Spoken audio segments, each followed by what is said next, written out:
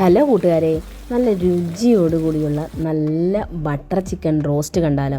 Butter chicken കഴിച്ചവരുണ്ടായിരിക്കും, പക്ഷേ ഈ butter chicken roast എങ്ങനെയാണ് തയ്യാറാക്കേണ്ടത് കണ്ടാലോ. നേരെ വീഡിയോയിലേക്ക് പോകാം. അപ്പോൾ ഇതാ ബട്ടർ ചിക്കൻ റോസ്റ്റ് തയ്യാറാക്കാനായിട്ട് തുടങ്ങാം കേട്ടോ. അതിനായിട്ട് ഞാനിവിടെ ചിക്കൻ എടുത്തിട്ടുണ്ട്. ഈ കാലിൻ്റെ പീസായതുകൊണ്ട് ഒന്ന് വരഞ്ഞാണ് കേട്ടോ എടുത്തിരിക്കുന്നത്. ചെറിയ പീസായിട്ടും നമുക്ക് എടുക്കാം, ഇല്ലെങ്കിൽ ബോൺലെസ് ആയിട്ടും ഒക്കെ എടുക്കാം കേട്ടോ.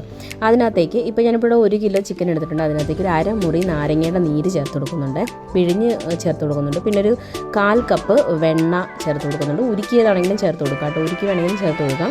പിന്നെ അതിനകത്തേക്ക് നമ്മൾ സവാള വറുത്താണ് ചേർത്ത് കൊടുക്കുന്നത്.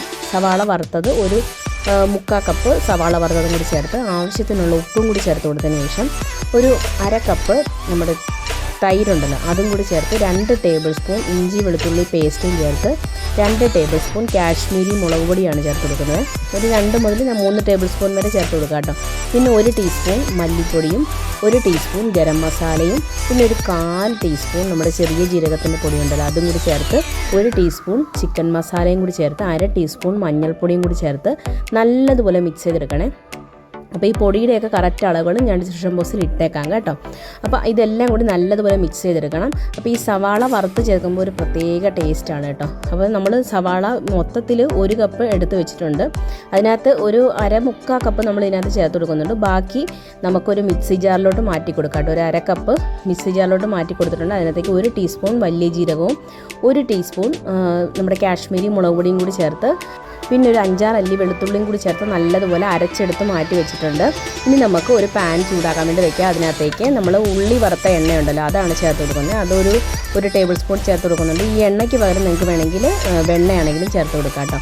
അപ്പോൾ ഞാനിപ്പം മറ്റേതിനകത്ത് 1/4 കപ്പ് ചേർത്തിട്ടുണ്ട്, അതുകൊണ്ട് ഞാൻ എണ്ണയാണ് കേട്ടോ ചേർത്ത് കൊടുക്കുന്നത്.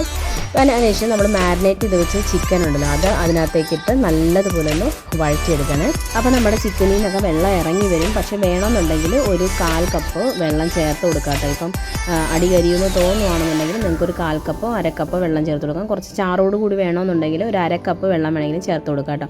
അപ്പോൾ ഞാനിപ്പോൾ ഇവിടെ ഒരു 1/4 കപ്പ് ജസ്റ്റ് ഒന്ന് വഴറ്റിയതിന് ശേഷം ഒരു 1/4 കപ്പ് വെള്ളം ചേർത്ത് കൊടുക്കുന്നുണ്ട് കേട്ടോ. കുറച്ച് ചാറുണ്ടാവും, 1/2 കപ്പ് ചേർക്കുകയാണെങ്കിൽ കുറച്ചും കൂടി കൂടുതൽ ചാറുണ്ടാവും. അപ്പോൾ ഞാനൊരു 1/4 കപ്പ് ചേർത്തതിന് ശേഷം ഒന്നുകൂടെ മിക്സ് ചെയ്തിട്ട് നമുക്കിത് അടച്ച് വെച്ച് ചിക്കൻ നല്ലപോലെ വേവിച്ചെടുക്കണം കേട്ടോ. അപ്പോൾ നമുക്ക് അടച്ച് വെച്ച് വേവിച്ചെടുക്കാം.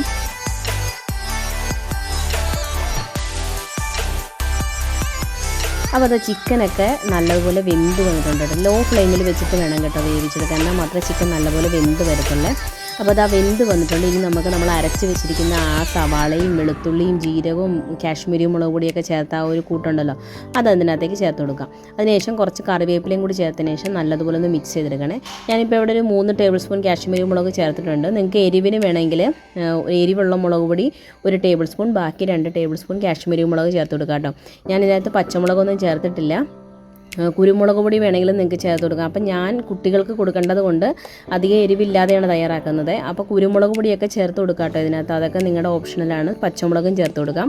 അപ്പോൾ അതെല്ലാം കൂടി നല്ലപോലെ മിക്സ് ചെയ്തതിന് ശേഷം ലാസ്റ്റ് നമ്മൾ അതിനകത്തേക്ക് കുറച്ച് മല്ലിയിലയും കൂടി തൂവിക്കഴിഞ്ഞാൽ നമ്മുടെ ബട്ടർ ചിക്കൻ റോസ്റ്റ് ഇവിടെ റെഡി ആയിട്ടുണ്ട്. നല്ല ടേസ്റ്റിയാണ് കേട്ടോ. ഒരു തവണയെങ്കിലും നിങ്ങൾ ട്രൈ ചെയ്ത് നോക്കിയിട്ട് ഫീഡ്ബാക്ക് ഇടാൻ മറക്കരുത്, കാരണം അതുപോലെ ടേസ്റ്റാണ്. അപ്പോൾ എല്ലാവരും ട്രൈ ചെയ്ത് നോക്കിയിട്ട് ഫീഡ്ബാക്ക് ഇടാൻ മറക്കരുത്. പുതിയൊരു വീഡിയോ ആയിട്ട് വരുന്ന number. Thanks for watching. Thank you. By.